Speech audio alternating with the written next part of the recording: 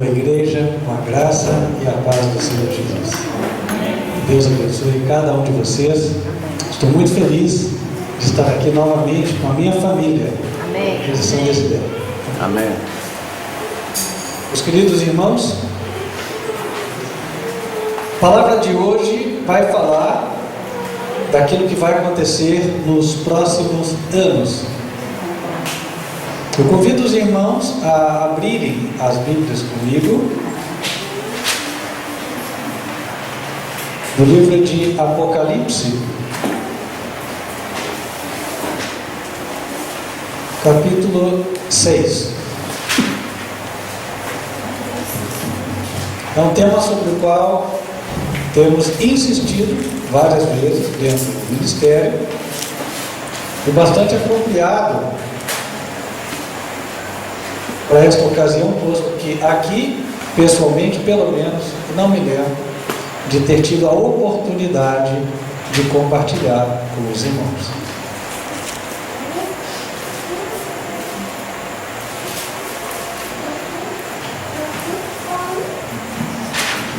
Em Apocalipse capítulo 6, a revelação é dada na medida em que selos de um livro são abertos. Esse livro, ele foi visto por João como estando na direita do trono de Deus. Em Apocalipse capítulo 5, versículo 1,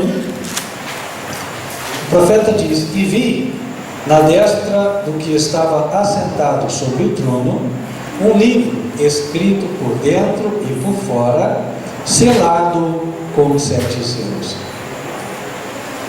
Obviamente, o livro revelava aquilo que iria acontecer. Especificamente, trata-se de um livro de profecias.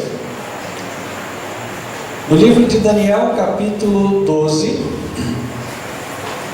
nós encontramos a ocasião na qual o livro foi selado.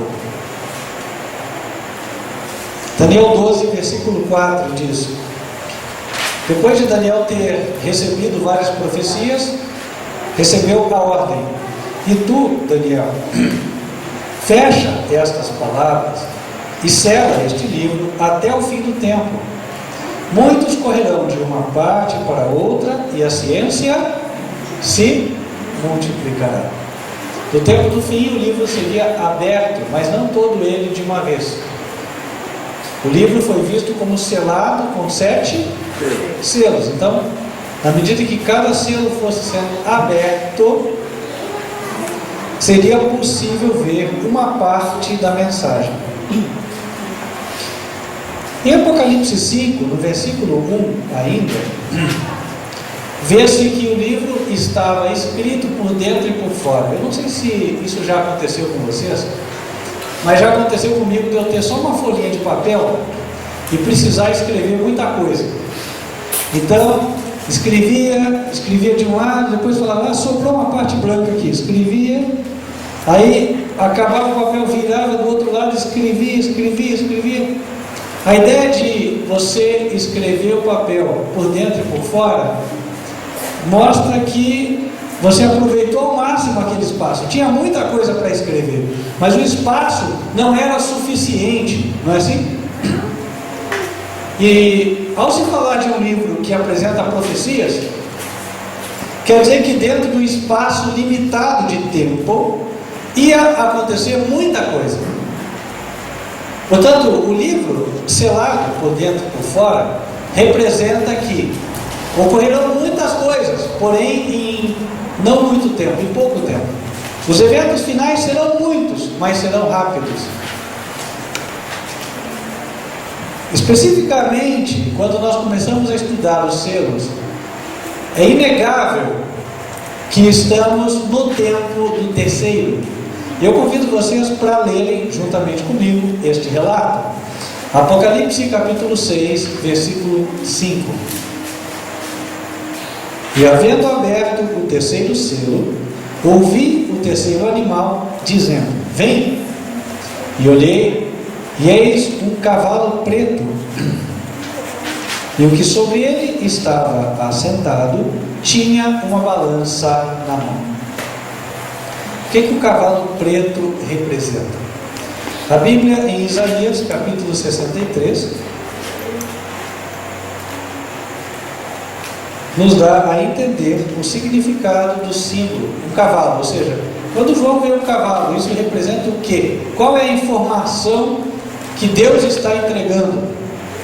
Em Isaías 63, o Senhor relembra a época em que o povo de Israel, a igreja que ele tinha na época, foi guiada pelo deserto e foi guiada por Jesus, o anjo da presença do Senhor, aquele que era envolto na nuvem. Lembra que a nuvem guiava o povo? Então, para onde a nuvem ia, o povo também ia. No versículo 9 é dito: em toda a angústia deles foi ele angustiado, e o anjo da sua presença os salvou. Pelo seu amor e pela sua compaixão ele os remiu e os tomou e os conduziu todos os dias da antiguidade. Mas eles foram rebeldes e contristaram o seu Espírito Santo, pelo que se lhes tornou inimigo, e ele mesmo pelejou contra eles. Todavia se lembrou dos dias da antiguidade, de Moisés e do seu povo, dizendo: onde está aquele que os fez subir do mar com os pastores do seu rebanho? Onde está aquele que pôs no meio deles o seu Espírito Santo, aquele cujo braço glorioso ele fez andar à mão direita de Moisés, que fendeu as águas diante deles para criar um nome eterno? Aquele que os criou pelos abismos, como o cavalo do deserto, de modo que nunca tropeçaram? Então, aqui Deus retrata o modo como Jesus guiou o seu povo, comparando-o a uma pessoa guiando o cavalo. Aqui deve ser relativamente comum a cena de alguém andar a cavalo, correto? Então, como funciona? Quem está cavalgando comanda o cavalo, tem ele na rédea, não é assim? O cavalo é comparado à igreja, e aquele que guia a igreja deve ser Cristo. Lá no terceiro selo, o cavalo tem uma cor específica, a cor preta.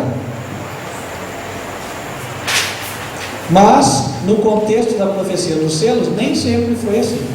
No primeiro selo, o cavalo aparece com outra cor. Convido vocês para abrirem lá. Apocalipse, capítulo 6, versículo 2. E olhei, e eis um cavalo branco. Já no terceiro selo, a cor muda. Em lugar de branco, preto. O que isto significa? Em Apocalipse, capítulo 19, nós vemos a igreja retratada. Eu gostaria de passar para lermos um pouco aqui.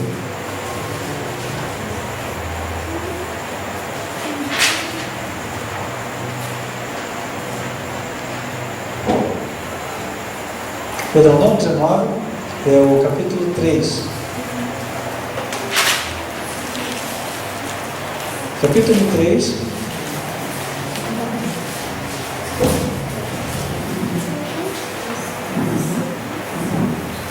Versículo 5. O Senhor Jesus prometeu: o que vencer será vestido de vestes brancas, de maneira nenhuma riscarei o seu nome do livro da vida. Então, aquele que vence o pecado, aquele que anda em justiça, que anda em obediência a Deus, este recebe a veste de que cor? Branca. Portanto, o branco vai representar a obediência. Quando a igreja é representada pelo cavalo branco, significa que ela é uma igreja obediente. No tempo do terceiro selo, a igreja é representada pelo cavalo preto. Então, significa que ela não está em Obediência, porque o preto é o contrário do branco, correto? Isso vai em linha com o que a Bíblia diz em Apocalipse capítulo 14.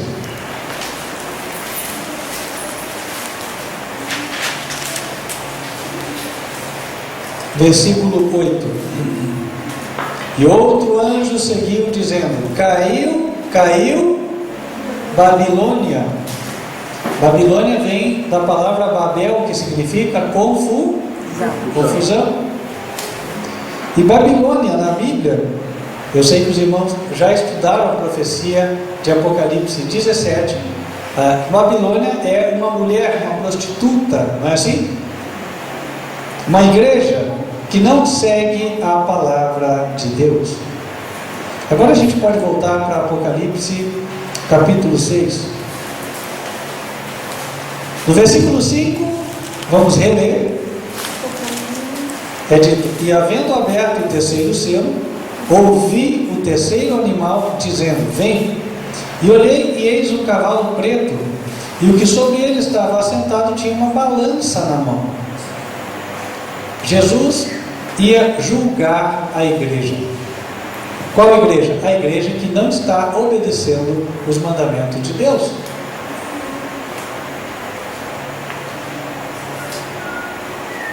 Em que tempo? Versículo 6. Aqui é nos permitido identificar em qual tempo estaremos. E ouvi uma voz no meio dos 4 animais que dizia: uma medida de trigo por 1 denário, e 3 medidas de cevada por 1 denário. O que o denário representa na Bíblia? Nós podemos abrir em Mateus capítulo 20.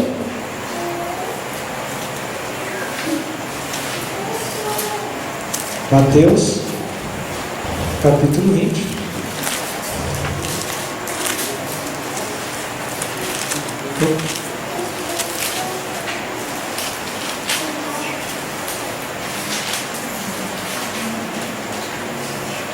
Versículos 1 e 2.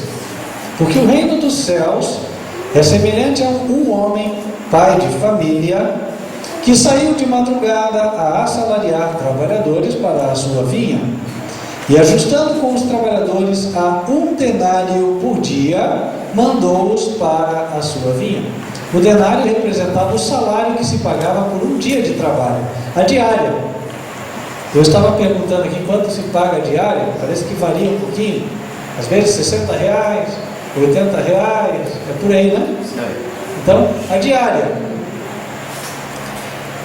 Lá em Apocalipse, ele fala uma medida de trigo por uma diária de trabalho. A medida era a quantidade de comida que se podia comer em um dia. Então, imaginem vocês que a comida fica tão cara que você vai comprá-la no supermercado e você gasta R$60 para comprar a comida do dia.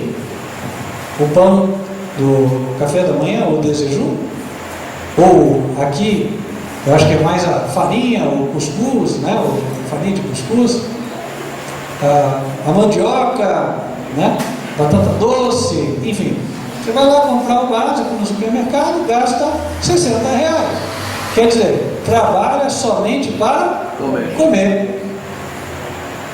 Isso representa uma época em que a comida fica muito cara. Opa, agora estamos falando a mesma língua, não é assim? Nesse ano, o que aconteceu com a comida no supermercado?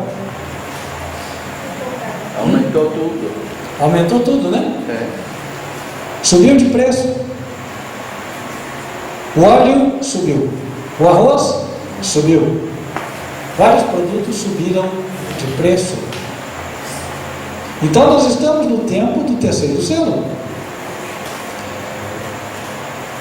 Em Apocalipse capítulo 6, o Senhor revelou que a este tempo as igrejas que não guardam os mandamentos, em especial uma que já guardou e deixou de guardar, o que pisa no primeiro mandamento, ia ser julgada pelo Senhor. A balança que ele vê na mão do cavaleiro, ela é uma balança usada na época, uma balança chamada balança romana. Vou fazer um desenho dela aqui.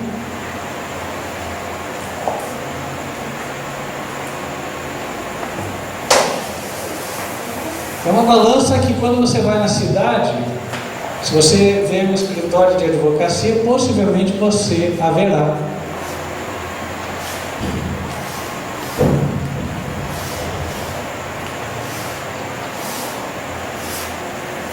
Alguém já viu? Então, este é um símbolo que representa, por exemplo, o direito, né? Então, é uma balança de juízo, de julgamento. Antigamente se usava aqui também no Brasil, não sei se ainda se usa aqui na região, mas o verdureiro vinha para vender a verdura. Então, de um lado ele colocava os pesos, do outro lado a mercadoria, certo? Para ver se o peso estava ok. É para julgar. Então Jesus está julgando, em especial uma igreja que já foi branca e hoje está preta. Uma igreja que já obedeceu os 10 mandamentos e hoje não obedece. Ela pisa no primeiro mandamento. O que diz o primeiro? Êxodo 20, versículo 3. Não terás outros deuses diante de mim. Deus está se identificando como uma pessoa só, não três, como se apregou por ele, certo? Em 1 Coríntios capítulo 8, versículo 6, a Bíblia diz: para nós há um só Deus, o Pai. Ponto. Porém, a igreja adventista do sétimo dia, no passado, já acreditou assim e depois abandonou a verdade e hoje está com a crença da Trindade. Então, aos olhos de Deus, ela já foi branca, mas hoje ela está suja com a sua apostasia, está preta. E neste mesmo tempo, Deus ainda fala que a graça está estendida para aqueles sinceros. Apocalipse 6, versículo 6. E ouvi uma voz no meio dos 4 animais que dizia: uma medida de trigo por 1 denário e 3 medidas de cevada por 1 denário, e não danifiques o azeite e o vinho. Até uma coisa que eu não tinha explicado aqui. Por que fala 3 medidas de cevada e 1 de trigo? Porque na época a cevada era mais barata do que o trigo. Então a pessoa que tinha menos condições ia comprar a cevada. Ele diz: e não danifiques o azeite e o vinho. O azeite é símbolo do quê? Do Espírito Santo. Quando alguém era ungido com azeite, para representar a unção do Espírito Santo de Deus. Os reis eram ungidos com azeite, os sacerdotes eram ungidos com azeite. Então isso quer dizer que Deus hoje, nesse tempo em que a comida está ficando cara, ainda está disposto a derramar o seu Espírito sobre aquele que quer receber. Também é dito: não danifiques o vinho. Já se falou isso em outras oportunidades. O vinho era o nome usado para referir-se ao suco de uva sem fermento. E este Jesus apresentou na Santa Ceia. Nós podemos ver em Mateus capítulo 26. Mateus capítulo 26.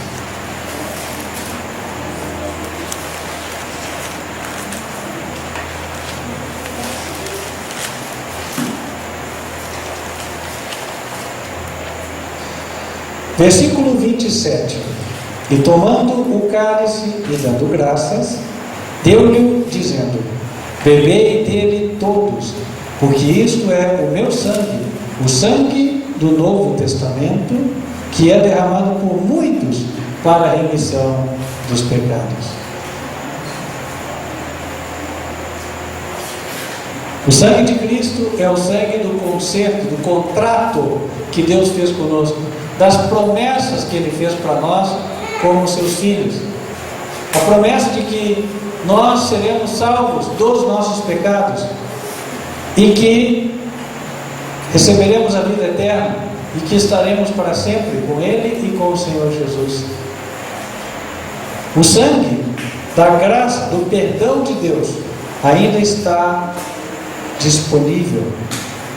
Deus ordenou que ninguém deveria danificar o azeite e o vinho. Quem quiser, a porta da graça ainda está aberta. Pode aproveitar. Mas a Bíblia diz que os tempos hão de mudar em breve, e é sobre isso que queremos tratar nos próximos minutos. Em Apocalipse 6, versículo 7, está escrito: e havendo aberto o quarto selo, é o que está logo diante de nós. Se estamos no terceiro, o próximo selo é o quarto. Havendo aberto o quarto selo, ouvi a voz do quarto animal que dizia: vem. E olhei, e eis um cavalo amarelo, e o que estava assentado sobre ele tinha por nome Morte, e o inferno o seguia. E foi-lhes dado poder para matar a quarta parte da terra com espada, e com fome, e com peste, e com as bestas da terra. Ah, você vai dizer: poxa, mas a minha Bíblia diz as feras da terra. Pois é, mas o original, ele traz as bestas da terra. Então vamos entender isso aqui. Primeiro, o cavalo, ele aparece já em outra cor, amarelo. Algumas Bíblias trazem esverdeado, isso quer dizer cor de defunto.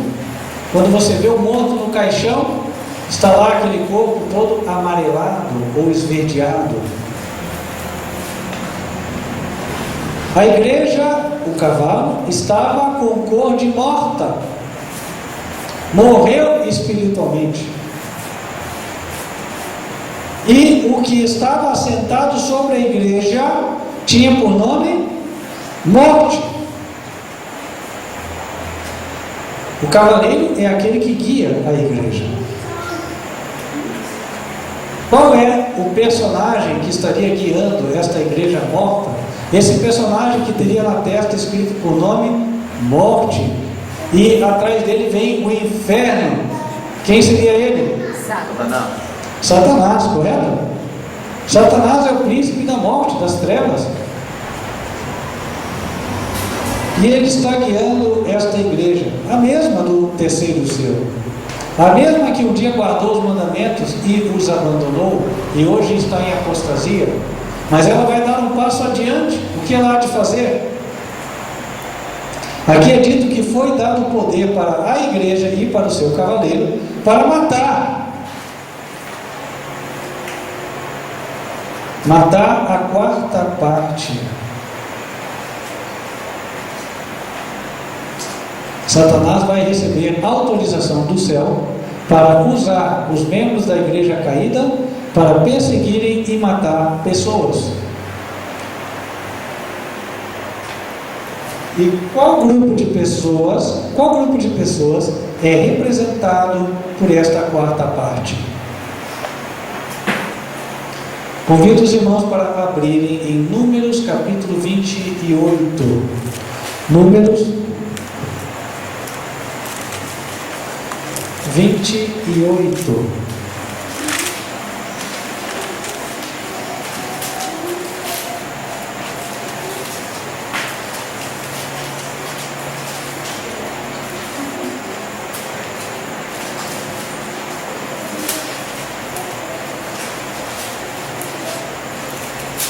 Neste capítulo, o Senhor explica para o povo como apresentar as ofertas para ele. E as ofertas, todas elas representavam a Cristo. Entre as ofertas que ele estava explicando, ele explica também a oferta que se fazia de suco de uva. Os israelitas ofertavam aquilo que eles produziam. Eles produziam a terra e colhiam grãos, colhiam uvas e delas faziam suco.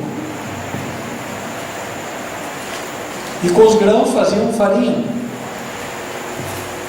Em Números 28, versículo 13, é dito: 1/10 de flor de farinha misturada com azeite, em oferta de manjares, para um cordeiro. O holocausto é de cheiro suave, oferta queimada ao Senhor.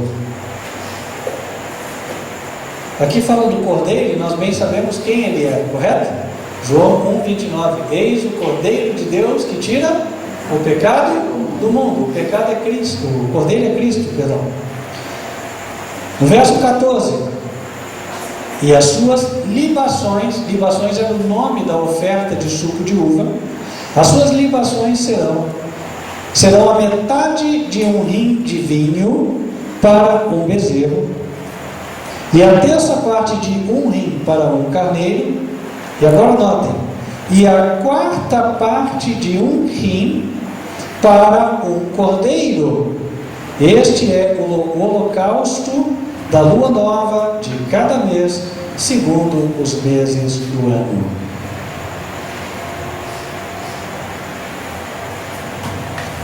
A quarta parte representa aquilo que era ofertado ao Senhor. Essa quarta parte representa, portanto, a Cristo. Mas a Bíblia também diz que a igreja verdadeira é o corpo de Cristo, não é assim? Vamos para o livro de Efésios, capítulo 1.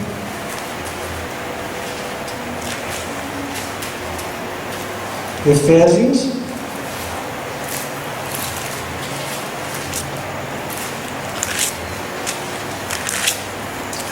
capítulo 1, versículo 22, falando de Cristo, a Bíblia diz: e sujeitou todas as coisas a seus pés, e sobre todas as coisas o constituiu como cabeça da igreja, que é o seu corpo. Então vamos agora encaixar as coisas. A quarta parte representa Cristo, mas a igreja é o corpo de Cristo. Portanto, a quarta parte representa também a igreja. E lá no quarto selo é dito que foi dado ao cavalo e ao seu cavaleiro perseguir e matar a quarta parte da igreja. Ou melhor, a quarta parte da terra, quer dizer, está representando que ele foi perseguir e matar a igreja. Agora sim. Vamos, como se diz no português de Portugal, trocar em 500, esclarecer isso aí, esmiuçar. A igreja caída, guiada por Satanás, recebe permissão da parte de Deus para perseguir a igreja verdadeira. Quem é a igreja verdadeira hoje? Hã? Nós. Somos nós. Quem vai nos perseguir? Agora nós já sabemos. Não é verdade? Quem entendeu até aqui? A igreja está aí. Levanta a mão. Quem entendeu?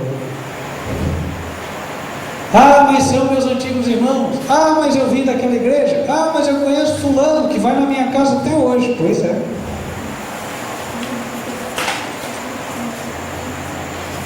Pois é.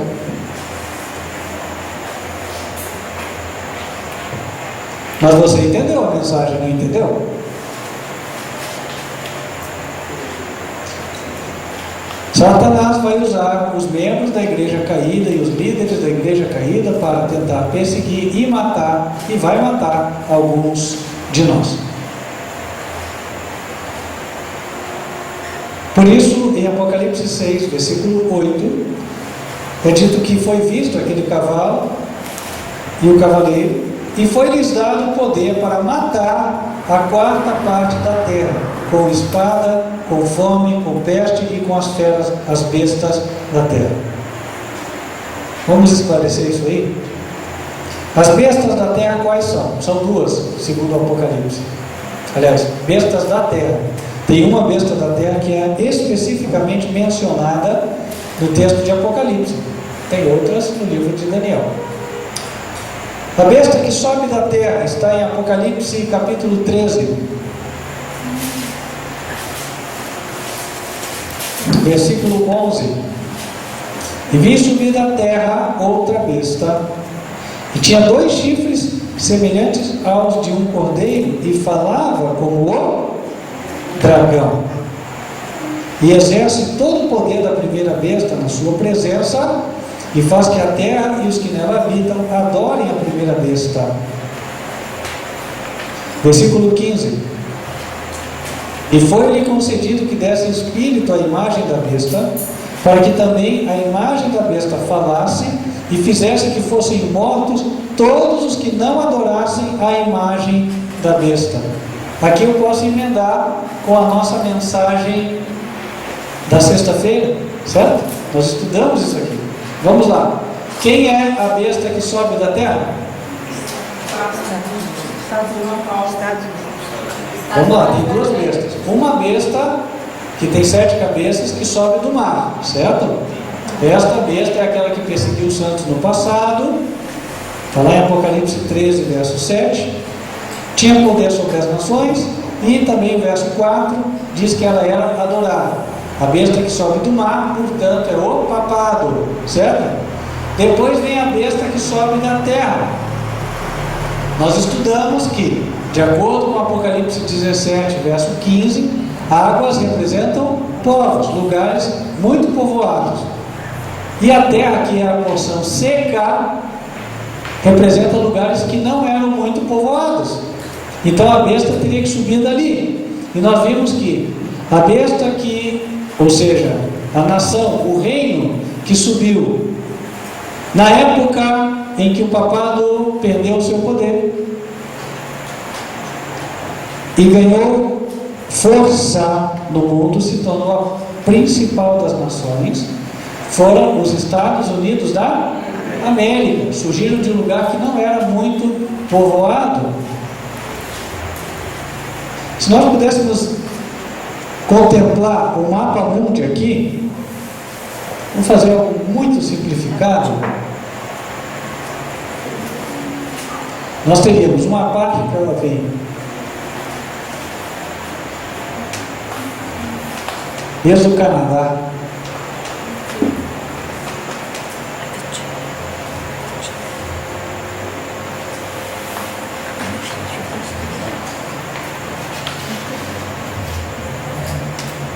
e aí tem outra parte aqui,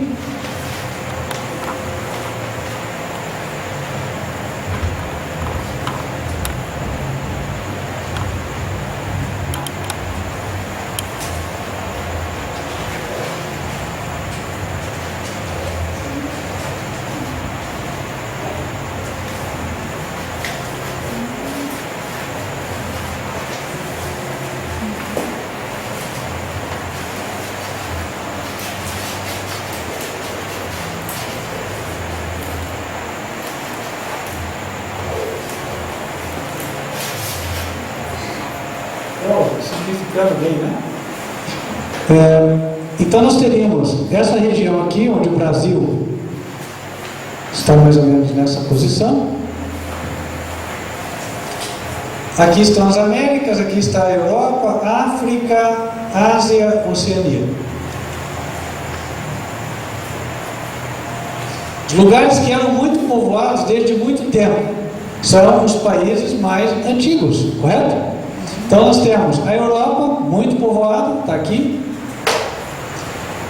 A própria Ásia, onde nós temos países com muita população, por exemplo, China, né, Paquistão e Índia, está aqui Índia, Paquistão. Então seriam lugares comparados na profecia a águas. A própria África era relativamente habitada, porém o país que surgiu de lugares que eram pouco habitados e que foram conhecidos só mais tarde. Por exemplo, o Brasil. O Brasil foi descoberto em que ano? 1500. Inclusive chegaram na Bahia, né? Primeiro lugar. 1500.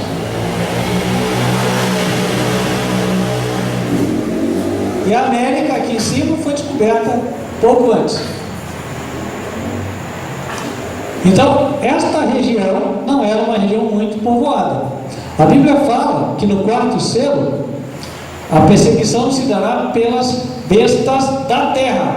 Países, só para a gente lembrar, o que são bestas, né? Bestas são animais. E lá em Daniel, capítulo 7, verso 23, é dito: o quarto animal será o quarto reino na terra. Então, um animal representa um país. Agora sim, os lugares que poderiam ser comparados à terra na profecia são lugares pouco habitados. Sobrariam duas grandes regiões. Uma aqui nas Américas, desde a América do Sul até a América do Norte, e outra lá na Oceania, Austrália e aquelas ilhas lá, certo? É dito que foi dado poder para matar por meio das bestas da terra. Então são as nações que estão nos lugares menos povoados. Nós vemos aqui os Estados Unidos, certo? Mas também nós vemos outros países. Aqui na América existem muitos países que a população não é tão grande, inclusive o nosso. Você fala, não, mas temos 200 milhões de habitantes. Mas se você considerar que a Índia tem um território talvez até um pouco menor do que o nosso, se eu não me engano, e ela tem quase 1 bilhão de habitantes, tem 5 vezes mais. Então aqui não há tanta gente assim, certo?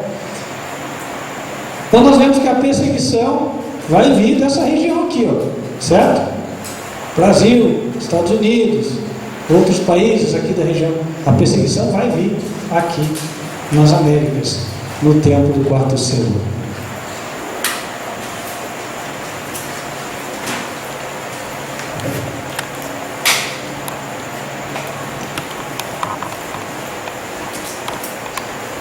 O quarto selo, em Apocalipse 6,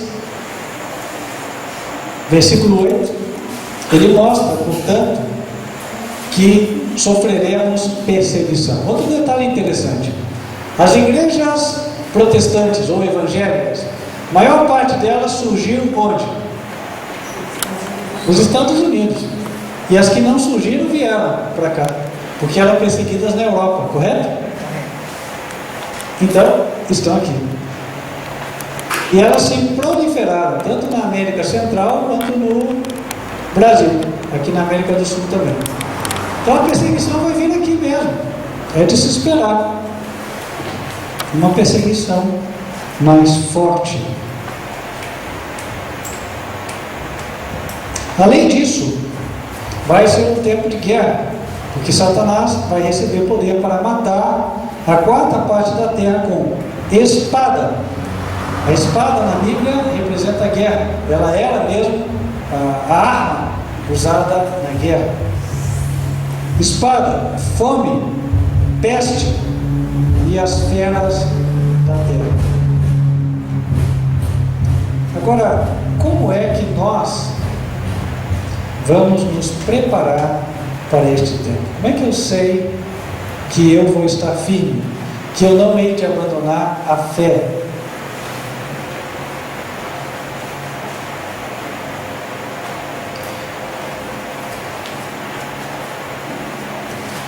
Na verdade, esta é a informação mais importante, né?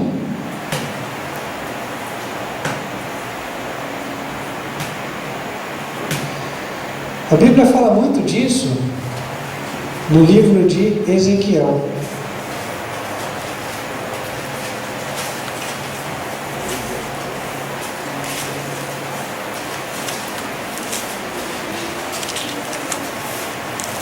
Se os irmãos quiserem abrir, eu acho que vale a pena nós lermos alguma coisa aqui.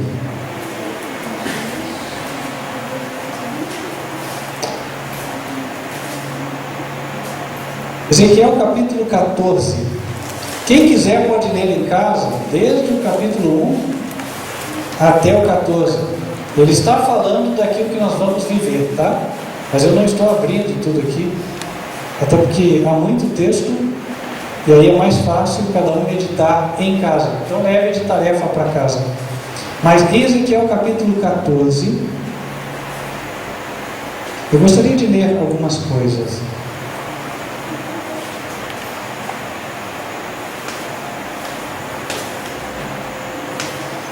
Versículo 12.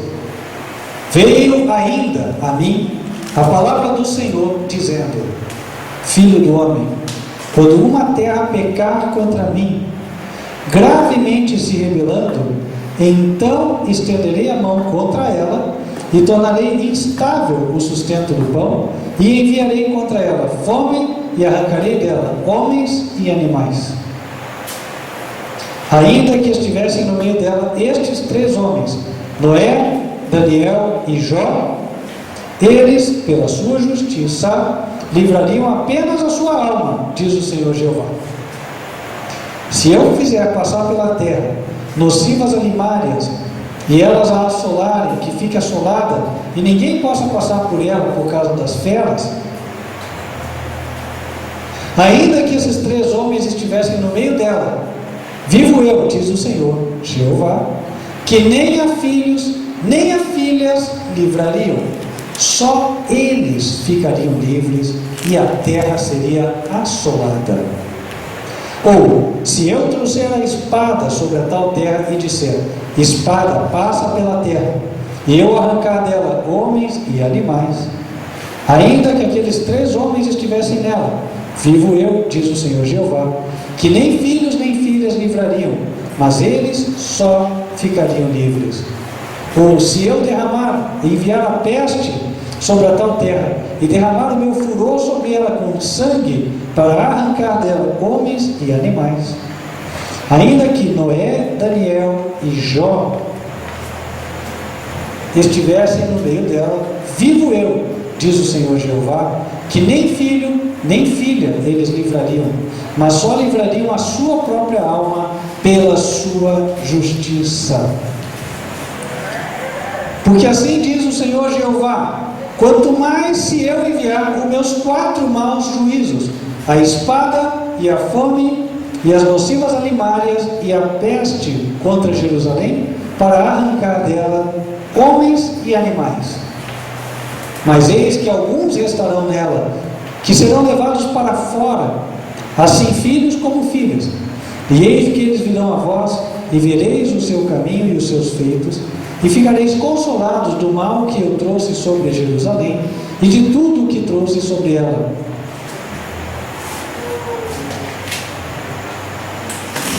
Aqui a Bíblia diz que quando ele enviasse os 4 maus juízos, cada um ficaria firme apenas pela sua própria justiça. Ninguém vai levar outro.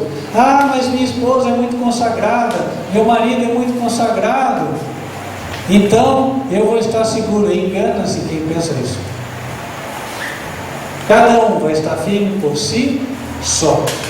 Ah, é que eu não tenho tempo de orar, mas em casa tem alguém que está orando por mim. Se você está confiando assim, pode escrever: você está preparando a sua queda amanhã. Cada um vai ficar firme por si só. Que ninguém aqui se engane. Eu avisei. Certo? Vocês foram avisados. Ninguém pode dizer: eu não fui avisado, eu não sabia. Foi sim. E foi avisado em tempo. Nós estamos ainda no tempo do 3º selo, onde Deus diz: não danifiques o azeite e o vinho. Não danifiques. O Espírito Santo, Deus está disposto a derramar, para preparar, fortalecer quem quiser. A graça, a mão de Deus está estendida para poder abençoar quem quiser pedir o perdão dos seus pecados e se consagrar. Quem quiser que a sua fé seja fortalecida. Porque os 4 juízos anunciados aqui em Ezequiel são aqueles que vão vir no 4º selo. E nós já estamos no final do terceiro selo. E eu vi a espada, a fome, a peste e as bestas da terra. E nesse tempo, se Noé, Daniel e Jó estivessem vivos, cada um ia livrar somente a sua alma. Então, meus queridos irmãos, buscai ao Senhor enquanto está perto, enquanto se pode achar. Aproveitem hoje, é uma oportunidade de ouro. O que nós devemos fazer com o nosso tempo? Buscar conhecer mais do Senhor, da sua palavra, estudar, orar, pedir, clamar a Deus, para que Ele nos prepare. E a Bíblia nos dá uma consolação. Está dito que alguns vão restar. Alguns vão restar. Alguns vão vencer. Amém. E você pode estar entre eles. Amém? Amém. Eu também quero estar entre eles. A Bíblia diz que a característica daqueles que hão de permanecer fiéis é, Apocalipse 14, versículo 12: aqui está a paciência dos santos. Aqui estão os que guardam os mandamentos de Deus e a fé de Jesus. Meus queridos, que todos possam aproveitar da melhor maneira possível o tempo que temos disponível hoje. Amém. Vamos fazer o máximo e o melhor em prol das nossas almas, para estarmos preparados nesse tempo que vem. E quando vier a crise e a tormenta, que será logo, eu digo logo, nos próximos anos mesmo, em poucos anos, quando ela vier, eu posso até emendar o que eu disse. A crise pode vir nos próximos meses. Quando eu falo meses é plural, ninguém venha me cobrar que em janeiro não veio, certo? Meses plural, 24 meses são meses, 36 meses são meses. Quando a crise vier, espero que ela nos encontre, a todos nós, preparados e unidos. Amém? Amém. Que assim seja, em nome de Jesus. Ninguém vai se perder se não quiser. Quem se apoderar da força de Deus vai vencer. Amém. Ele diz que se apodere da minha força e faça paz comigo. Então, aproveite a oportunidade. Amém? Vamos nos colocar de joelhos e falar com Deus.